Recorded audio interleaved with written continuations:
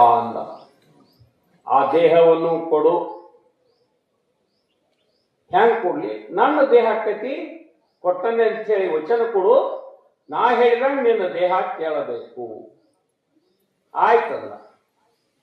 ಆಮೇಲೆ ಹೇಳಂದ, ಇನ್ನೂ ಐತೆ, ನಾವು ಮನಸ್ಸನ್ನು ಕೊಡಬೇಕು. ನಿನ್ನೊಳಗೆ ಒಂದು ಮನಸ್ಸು ಅದನ್ನು ಕೊಡಬೇಕಂದ. ನಾವು ಹೆಂಗ್ ಕೊಡ್ಲಿ?